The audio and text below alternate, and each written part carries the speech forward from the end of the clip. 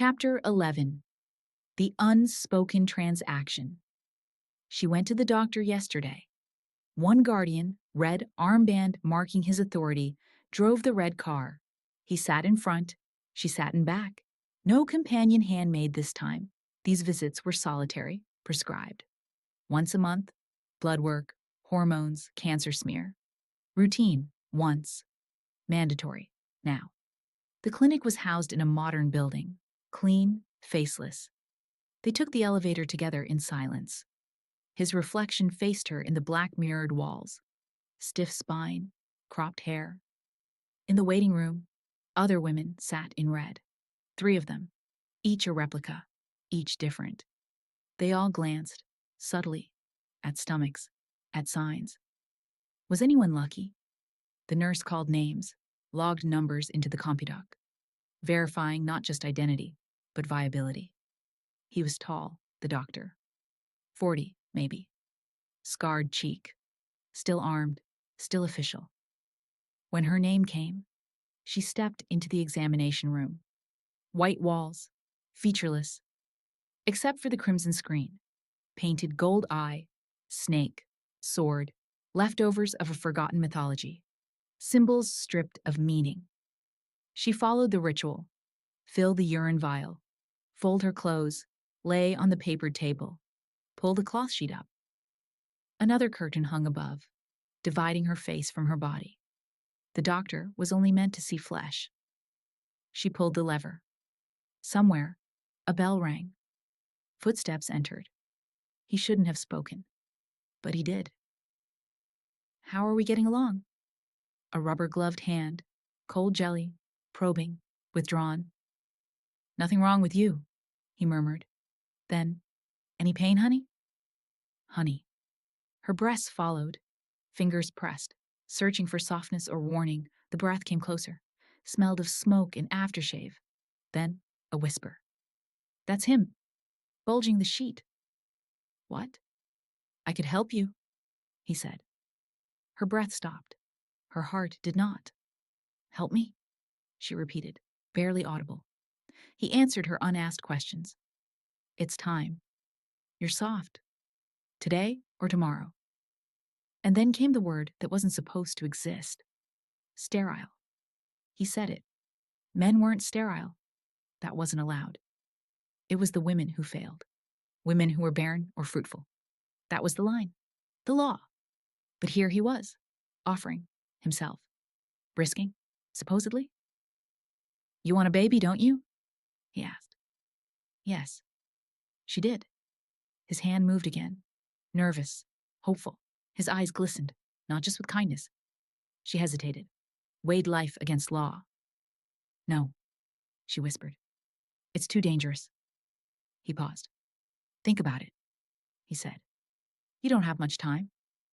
There it was, hung between them like the sheet. Unspoken power. He could report her, fake her results, send her to the colonies, say she was infertile, say she was diseased. She dressed behind the screen, fingers trembling. Nothing had happened, and yet everything had. She hadn't said yes. She hadn't said no. The freedom to choose, the smallest flicker of it, was the most terrifying part. A way out, perhaps. A salvation. Chapter 12. What I Must Present.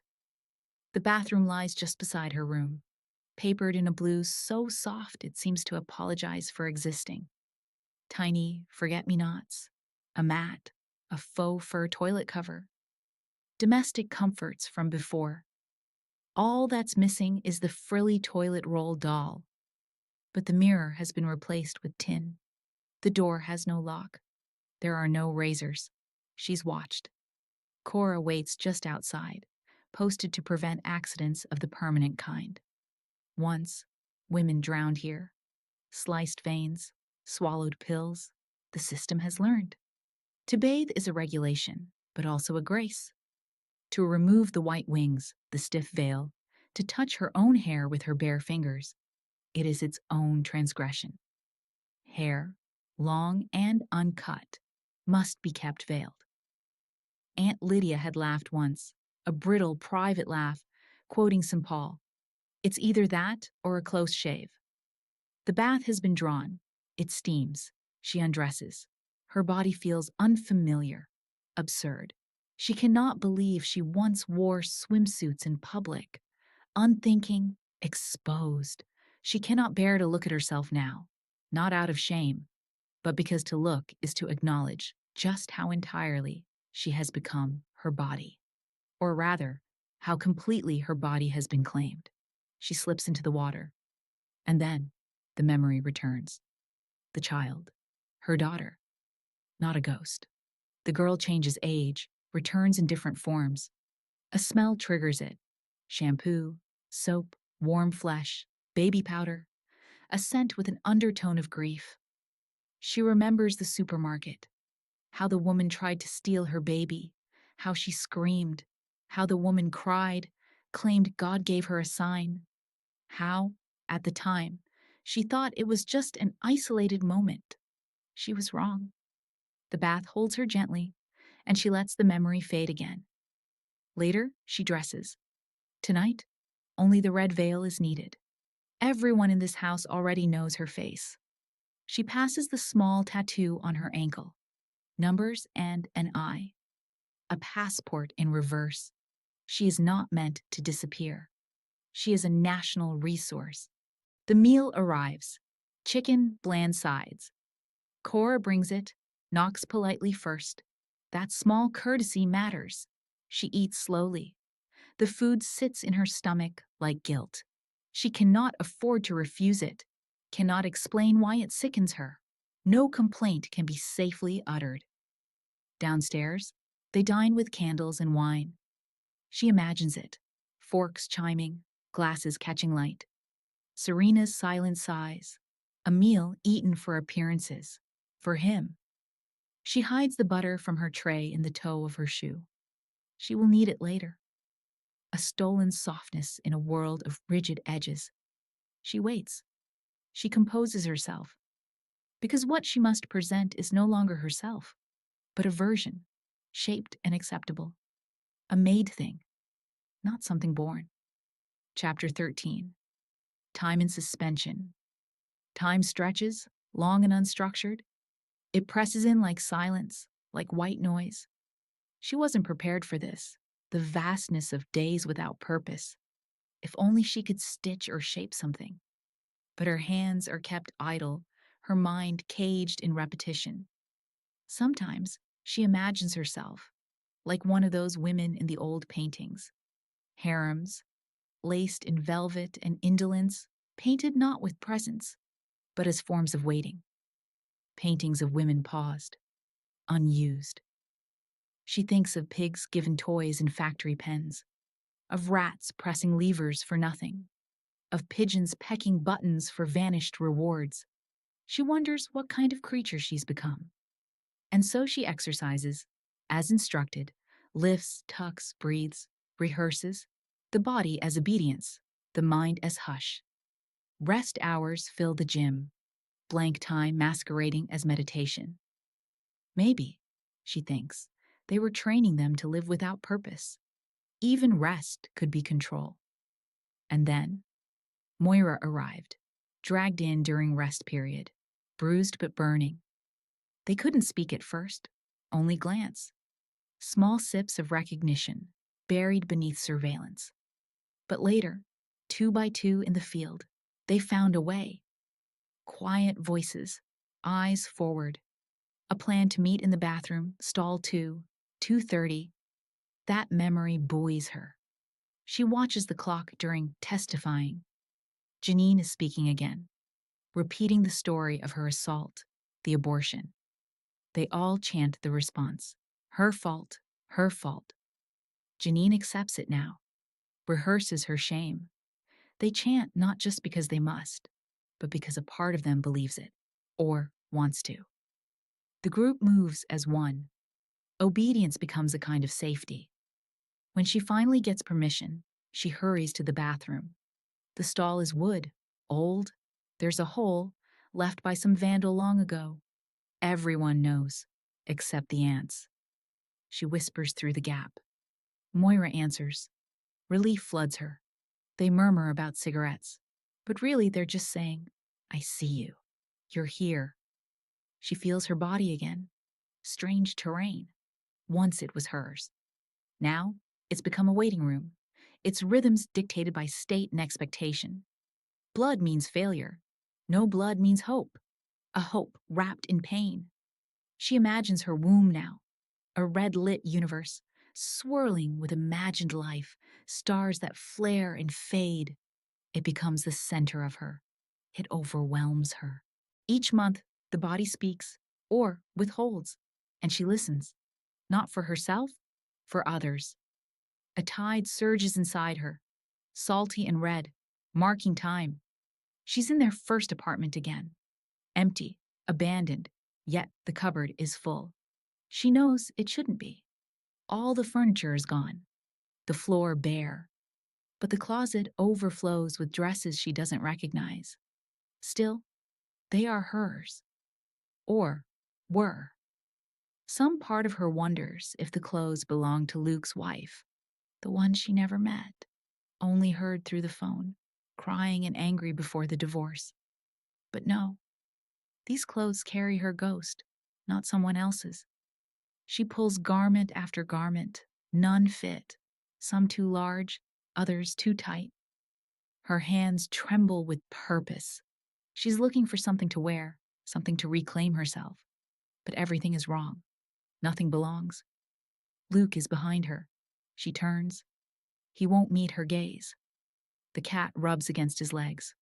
Plaintive, hungry, lost. She calls his name. He doesn't answer. She wonders if he's even alive. Then the dream slips, changes shape. She's running, dragging her daughter by the hand through underbrush and bracken. The child's half asleep from the pill she gave her, just to keep her quiet, compliant, invisible. The ground is wild, roots and cold earth tangling beneath them. She runs fast, faster than the child can manage. She wants to carry her. She wants to stop. They weren't expecting the river, the current, the danger. She's calculating how far, how cold, how fast. Will the child drown? The thought catches her breath, slows her legs. Then, gunshots. Not like fireworks. Sharper, unnatural. The sound rang in her ears. She drops, pulls the child down, covers her with her body. Breath presses. Sweat or tears blur the shape of a red leaf, veins glowing, beautiful. She wraps herself around the girl like bark. Whispers, quiet. Time fades again. Her arms are pinned. The dream's color fades to black, and all that remains is a window. Tiny, a paper snow globe of a scene. Winter light, distant bells, a glowing tree in a house where warmth still exists. And through that shimmer, she sees her child, small, clear, being carried away between golden trees. Gone. The bell wakes her. Cora knocks. She's back on the rug, face damp, swallowed by the silence of the room. Of all the dreams, she thinks, this is the worst. Chapter 14. The ceremony before the ceremony. When the bell finishes, she descends the stairs. The clock ticks, old-fashioned and stubborn. And in the convex mirror on the wall, she's a brief red echo, rippling like a ghost in polished glass. The sitting room is open. She doesn't sit. Instead, she kneels. Always the same place. Beside Serena Joy's chair, near the footstool where she'll lower herself with ceremony. Sometimes she steadies herself on the narrator's shoulder. She's furniture then. Nothing more. The room is staged, carefully preserved elegance, Victorian restraint, a velvet hush, lemon oil, and aging flowers. Money turned to stillness. Its wealth is fossilized in tufted rugs, stiff-backed portraits, and gilded candlesticks. Even the paintings, women in dark dresses starched into piety, seem to watch with narrowed eyes. Everything is frozen. Everything is postured. She wants to steal something, a flower, a dish, Anything small, tucked into her sleeve, carried away and hidden under a pillow or shoe, a trophy of resistance, a reminder of choice. But she doesn't. The illusion of power is too risky to pursue. So she waits. Cora enters, then Rita, aprons still damp. They resent this, called from chores, summoned like footmen. But even they must witness. This is a ritual. Household must assemble. Nick arrives. Quiet. Casual. He leans close, boot brushing hers beneath her skirt. It's nothing. It's everything. A touch no one can see. Her foot grows warm, skin softening under leather. She moves it away. He moves his back. The game continues, silent and electric. Then Serena Joy enters. Hobbled grace. A cane. A dress too hopeful. Sky blue embroidered with flowers. Her perfume trails in, lily of the valley. Sweet and artificial. A smell of childhood. Innocence. Wrapped in powder and lace. It makes the narrator feel sick. Like being trapped in a car on a summer day with an older woman who's worn her past too thickly. Serena lights a cigarette, fumbles, clatters, turns on the TV, flashes of programs, choirs, preachers, static. Then, the news. She leans back. The narrator leans forward. This is her one reward, the tiny indulgence of watching, of glimpsing the outside world, even if truth is a trick of editing. A war, unnamed, helicopters and hills, explosions flaring from sick yellow forests, soldiers who are angels. A prisoner is shown, stubbled, smiling weakly, cigarette trembling in bound hands. What is he thinking? Is it defiance, shame, or just the end of pretending? The news anchor appears, grandfatherly, warm, molded for comfort. His smile says, "Trust me." His voice promises peace. She tries not to believe him, tries to remember he's a mask, a relic, a performance. But her body sways toward his promise. If only it were true, she thinks. If only she could believe. On the screen, the anchor's voice is honeyed and easy. He tells them about a spy ring, a network cracked by the eyes, aided by a traitor from within. Quakers, he says, arrested, caught smuggling national resources across the border into Canada. His smile stays fixed. A man and a woman appear on the screen. Their faces are blurred with fear, but they try to hold their expression steady. The man bears a large bruise on his forehead. The woman's hair has fallen out of its covering. They're both about 50. They've already been broken, just not in the way that shows. Then, footage of what once was Detroit. Smoke rising from tree-lined streets. The shuffle of artillery under the narrator's voice. Resettlement of the children of Ham is continuing on schedule, he says, as if announcing weather. Thousands relocated. No footage, no faces, just numbers. Homeland 1, he tells them, is in North Dakota. Farm, they say.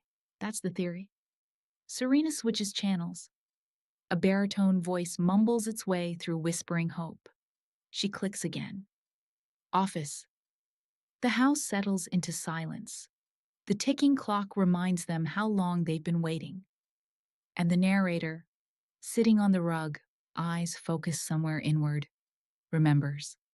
Saturday morning, September. They still had the car.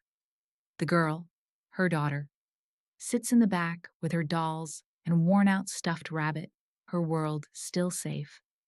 They told her they were going on a picnic. Real food packed carefully to keep up the lie. She remembers everything. Luke drives.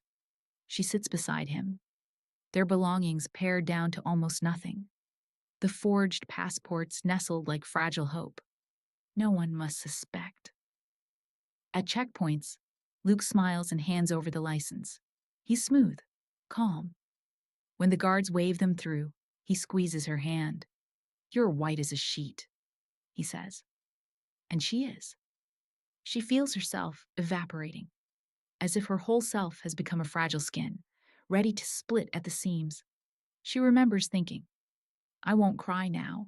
Not here, not on this rug, breathing Serena Joy's secondhand smoke. Not here. Later. The tension coils in her spine, stiffens her arms. Every stoplight is a battleground. But Luke sings.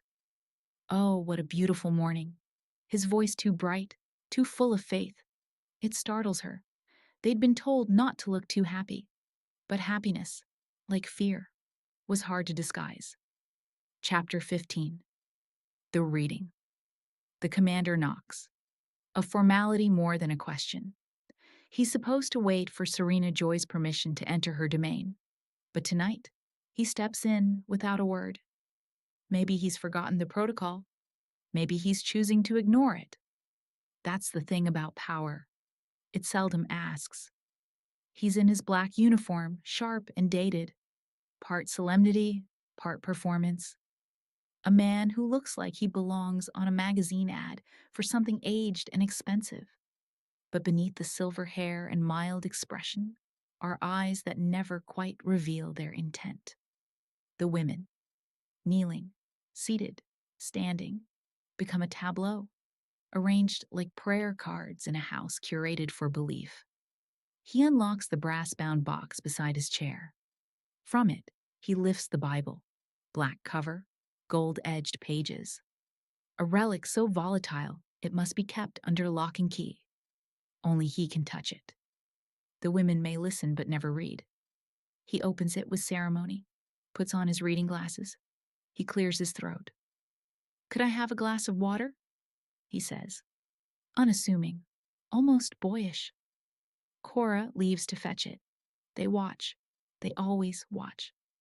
To be a man in a room full of waiting women, to be the one who speaks when others must be silent, must feel both burdensome and holy. His hesitation, his small talk, are like theater performed for an audience of eyes that must never look too hard. And then, he begins. The words are familiar. Be fruitful and multiply. Give me children, or else I die. Behold my maid Bilhah. The script of a ritual repurposed as law. They've heard it so many times it no longer lands. It just echoes through them. The same scripture that once offered metaphor is now leveraged as instruction. She thinks back. Cafeteria benches, porridge, tape-recorded beatitudes that promised comfort but left out mercy. The messages then were curated, sliced thin and sweetened. They were taught to be meek, silent, pliant. And then, memory flashes. Moira, alive behind bathroom stall walls, whispering escape plans. Fingers through a secret hole in wood. Connection pressed through silence. Don't try it alone, she had warned. Back in the sitting room, the commander finishes. The Bible snaps closed with a soft puff, like breath exiting a padded room. Behind her, Serena Joy cries. She does this every ceremony night, quietly, shamefully, trying to maintain her grace while something inside her collapses, and the narrator, listening, feels that terrible urge to laugh, not from joy, but from helplessness. The commander leads them in silent prayer. For success, he says, whatever that means. And she, head bowed, repeats the only prayer she has, Nolitai te bastardes carborundorum. She doesn't know what it means, but it feels right, and sometimes feeling is enough. She had been eating hamburger balls, hash browns, food that was meant to fill but not comfort. Her place at the table looked out toward the gates, past the window laced with wire mesh. And that's when she saw the ambulance return. No siren this time, just quiet urgency. An angel stepped out, spoke with the guard. The vehicle lingered, ominous in its idleness. And then came the aunts, two of them flanking a body between them. Moira, dragged. supported only by their arms looped under hers, her feet barely moving, twisted with pain. She could no longer walk. No one at the table spoke. Their forks froze. All eyes were on that window, greenish glass filtering in shock. Aunt Lydia swept in, pulled the blind down with finality. "Eat your dinner," she said. They disappeared inside what had once been the science lab. None of the girls ever entered it by choice. Later, Moira's feet wouldn't fit into her shoes. Swollen, blackened, punishment for a first offense. Steel cables had done the damage, wounds that were meant to humiliate more than hinder. "Your hands and feet are not essential," Aunt Lydia had said. Moira was propped in her bed for days, a visible warning. Alma, from the next bunk, whispered that it had been stupid, trying something, especially with angels. But they helped her anyway, carried her, brought her sugar stolen from cafeteria trays. Not because she needed it, because it was all they had to give. And still she prays. Kneeling, mouth shut, mind aching. But what she sees behind her closed eyes isn't divine. It's Moira's feet, swollen, unnatural, drowned. She prays, whispers those Latin words, Nolit te bastards carborundorum. Her prayer becomes a question. Is this what you had in mind? The commander clears his throat. A signal, a reminder that prayer time is over, that he has the final word. He quotes scripture as if it means something to him. The moment breaks. He stands. They are dismissed. Chapter 16. Ceremony. The room is prepared. Scented. Staged. Lily of the Valley clouds the air like powdered silence. She lies on her back, dressed in the prescribed cotton, red skirt hiked as required. Above her, the white canopy sags like a ship's sail, imposing and fragile. Beneath her head, Serena Joy's body, fully clothed, arms entwined, a posture meant to symbolize unity. But it feels more like possession. This is not seduction, nor romance, not even violation in the traditional sense. This is state-sanctioned ritual. This is duty, repackaged as grace. The commander moves below, mechanical and distant. His hands on her body are a rhythm, impatient, detached, like a man preoccupied with anything but the act itself. Serena's grip is iron. Her rings dig in. It's as if she needs to assert that the child, if there is to be one, will be hers, that she owns not just the outcome, but the suffering. This is the night prescribed once a month, a ceremony by law, no arousal, no pleasure, no intimacy. Sex has become a hushed performance, stripped of touch, stripped of face, stripped of joy. There is no kissing. That would be too human. When he finishes, the commander buttons up, nods, and leaves the room quietly, as though they are two elderly patients, and he, their dutiful nurse. Serena Joy releases her grip with distaste. She dismisses her. No rest period, no whispered blessing. Only a cold directive. Get up and get out. The narrator stands. The commander's remnants slip down her legs. Serena stiffens beside her, unflinching, stony, an effigy on display. And in the silence, a question grows heavy. Which of us is it worse for? Chapter 17. A small defiance. She returns to her room and undresses. Finds the butter where she'd hidden it, in the toe of her shoe. It's softened now, melted partly into the napkin, but still usable.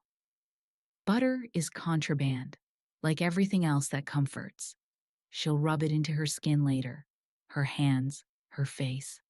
A ritual, a rebellion, a belief that the body still matters. That softness is not obsolete. That touch will return. She learned this from others, from women before her, from the one who once occupied this room.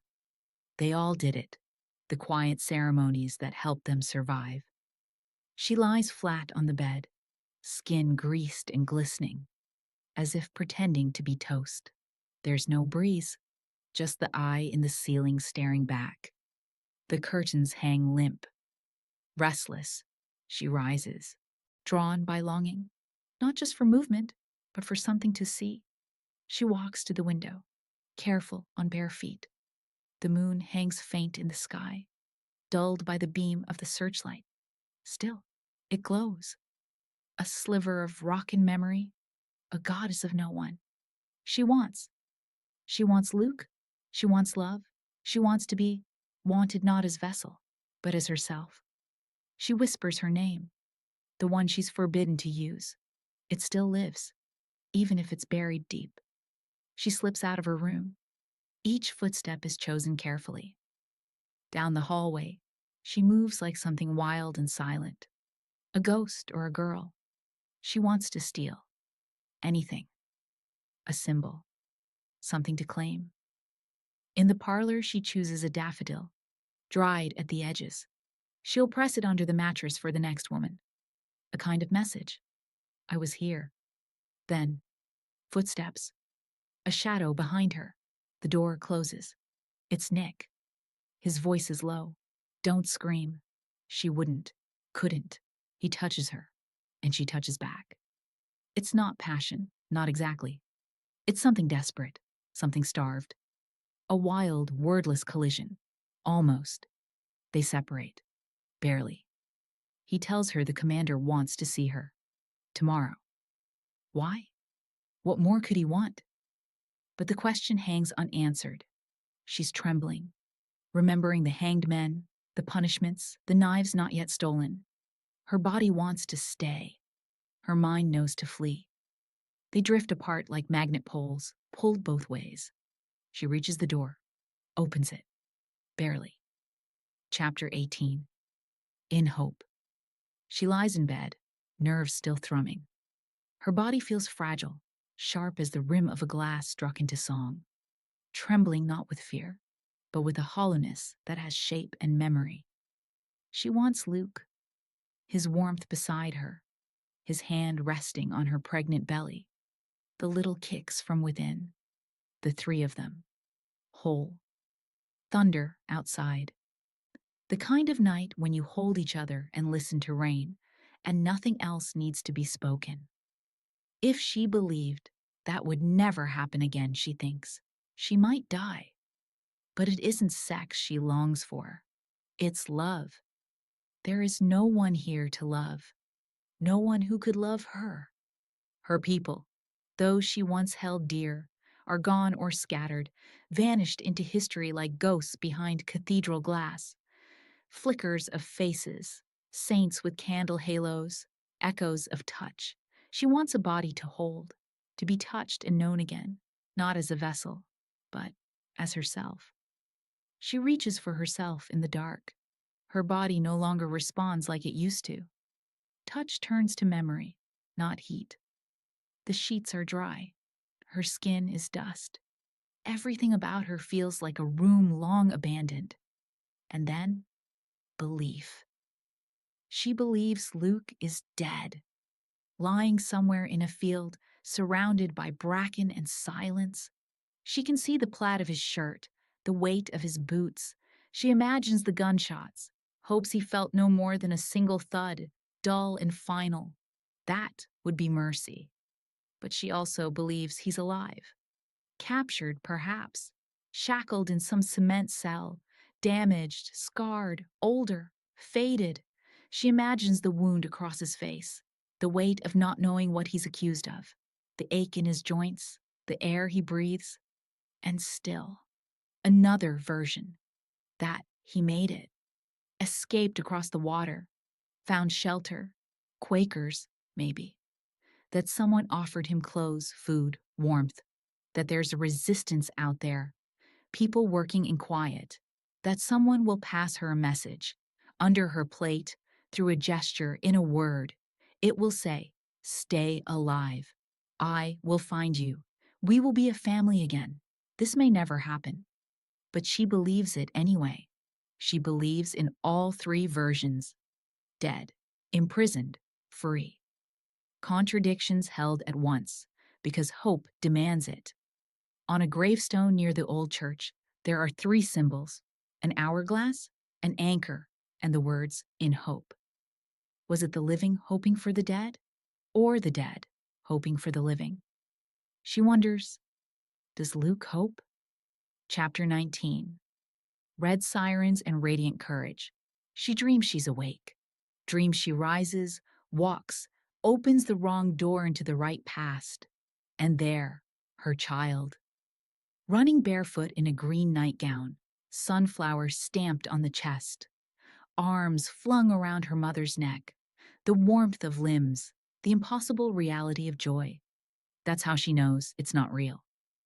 She wakes again, in the dream, then again. Her mother is there with a tray and a voice asking, "Are you feeling better?" But that, too, is a dream. Waking becomes a spiral, each layer thinner, less trustworthy. Finally, fully awake, she thinks, because the room is what it always is. The plaster eye on the ceiling, curtains limp like drowned hair. She feels drugged. She wonders if she is. Still, she rises. Daylight is the wrong shade, gray, too faint to be real sun. At the window, the world is still. She kneels on the cushion. Faith. She wonders where hope and charity have gone, probably tucked elsewhere by Serena Joy. Nothing wasted, not even symbols. The breakfast tray arrives. Toast, a vitamin, apple juice, and 2 eggs in porcelain cups, the kind shaped like a woman in skirts. She holds one egg in her hand, warm, its surface dappled, cratered like a miniature moon. Barren, but perfect. This, she thinks, is what God must look like. She eats slowly. The egg's simplicity gives her pleasure. In a world stripped of luxury, the body learns to find joy in strange things, even in boiled protein. And then, sirens. Faint at first, blooming louder, the sound flaring like a flower. A call that used to mean death, fire, ambulance. Now it might mean birth. She runs, forgets the egg. Cora helps her with the cloak, actually smiles. Outside, rain, earth, grass, promise. She climbs into the red birthmobile. The inside is curtained in crimson, benches along both sides. Other women are already inside. She asks who. Of Warren, one replies, and impulsively grabs her hand. She's laughing, or crying, or both. On this day, they can do anything, or almost anything. The limits are elastic, just for a moment. Another prays, or chews her nails. The third woman smiles faintly. The siren screams. They hope it's a normal birth, a child whole and strong, not a creature with gills or snout or fused limbs. But there's no guarantee anymore. The earth has been soaked in poisons, radiation, hormones, careless disasters. Nothing is safe, not even wombs. They'd learned it at the center. 1 in 4 births fails, the cost of a poisoned world. And still, they are told, this is your duty. Aunt Lydia's voice still rings. You are the shock troops. The greater the risk, the greater the glory. Her hands clasped, face lit with borrowed valor. Propaganda framed as piety. But the women ride on in silence, blood and burden beneath their red cloaks. In the classrooms of their training, they'd been taught to hope, but cautiously, conditionally, and always at a price.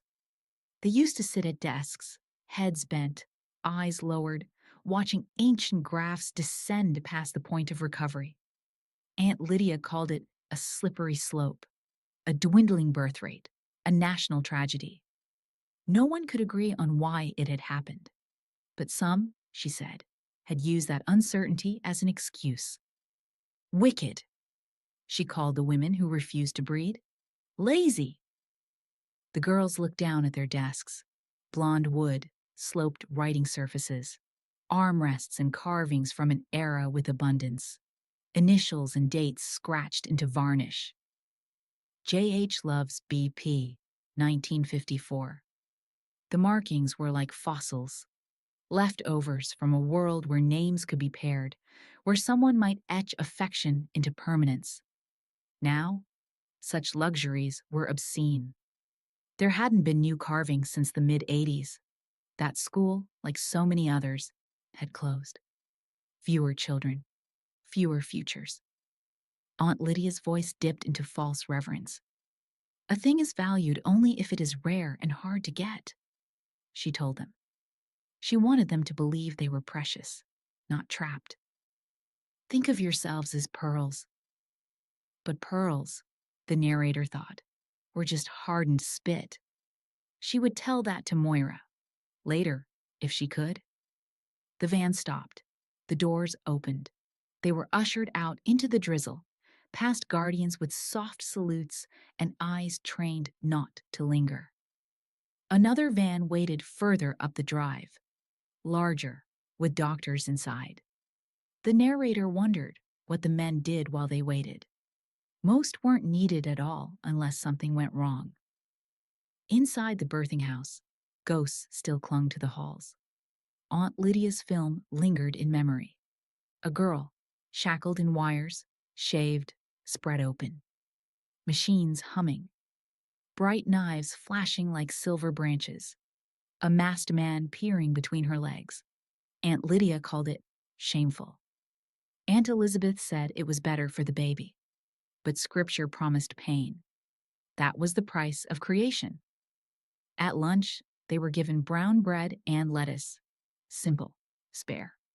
Food as philosophy. As the narrator climbed the grand steps, wide, flanked by urns, another siren rose in the distance. A blue birthmobile this time. For the wives, real seats, real upholstery, no curtains for them. Serena Joy had likely been here before, sipping tea in the drawing room while a Warren, once Janine, was paraded before them, swelling with state-sanctioned success. They would have stroked her belly, measured her like livestock. Strong girl, they would have said. No Agent Orange in her family, we checked. There might have been cookies. A condescending smile. A chorus of, what a sweet thing she is, so well behaved, so clean. Not like the others, not like the difficult ones.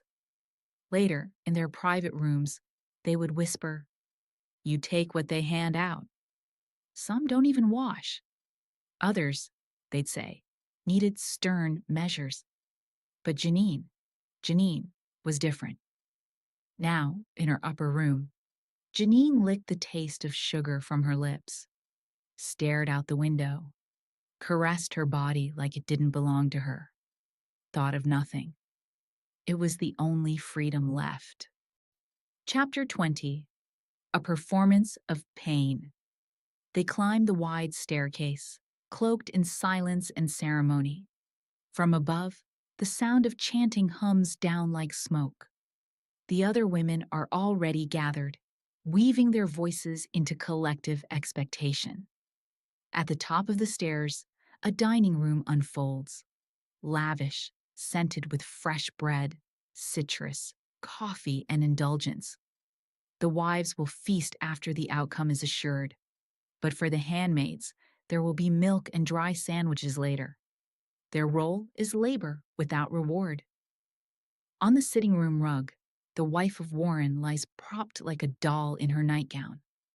Thin, graying, pale as the fabric beneath her, she performs a proxy labor. Her belly is massaged by women who know it isn't real, but do it anyway. A ritual of participation, of claim. The commander is absent, likely celebrating in advance. Upstairs, Janine, now of Warren, sits on a king-sized bed, prepared for birth. Her face is tight, expression twisted somewhere between endurance and something almost sacred. The narrator watches her and feels, briefly, a sliver of solidarity. Janine, too, once just wanted a life that made sense. It's the desire itself that damns them. Around Janine, hands hold hands, oil is poured. Aunt Elizabeth presides in khaki like a soldier of the womb, standing beside the two-tiered birthing stool like it's a throne waiting for conquest. The others, silent, sit cross-legged. Every woman in the district is required to be here, watching, judging, praying. They remember what Aunt Lydia used to say at the center. You are a transitional generation. It is hardest for you. She meant, you remember too much. After the training lunches, they were shown films. Women trudging through dust with babies strapped to them, digging wells, collecting wood. Then came the true warnings. Scenes of pornographic violence from the old world. Women chained, mutilated, used. Aunt Lydia would say, consider the alternatives, as if that alone justified what came next. Occasionally, they'd see documentaries about so-called unwomen, protesters, thinkers, activists. Wasteful, Aunt Lydia would scorn. But some ideas were sound enough, she'd add, a raised finger wagging like punctuation. And then, one day, a face flickered on the screen. Young, determined. Familiar? Her mother? In denim overalls and a checkered shirt, holding a protest sign that read, "Take back the night." A banner made from a bedsheet, paint still wet. Behind it, slogans from another age. Freedom to choose. Every baby a wanted baby. Recapture our bodies. Around her, a crowd, shouting, laughing, fists raised, red balloons rising into the sky, each marked with a circle, a stem, and a cross. Then her mother disappears into the sea of women, swallowed again by history, and the narrator is left blinking in the dark, unsure if the moment was a mistake or a warning. Her mother had her late, 37. A risk, she said, but a deliberate one. You were a wanted child, her mother used to insist, defiant in the face of judgment. Her friends sent articles, concerned or condescending, about birth defects and the perils of raising a child alone. She batted them away. I started this, she'd said, and I'll finish it. At the hospital, they called her aged primipara. Her mother had laughed bitterly. Over 30, for God's sake. Garbage. She always needed the last word, asserted herself, even through the language of medicine. The narrator remembers her like that, not soft or wistful, as in the old film strip, but sharp-edged. Chin lifted, drink in hand at the kitchen table. A woman who wouldn't let you cut in line at the grocery store. Blunt, proud, untamed. She came around for dinner sometimes, watched Luke chopping vegetables, and criticized the world that raised both of them. Her mantras were worn but forceful. Men are just women's strategies for making more women. Or, the nice ones still look like they're always somewhere else. Luke humored her, called her quaint. She grinned at his sarcasm.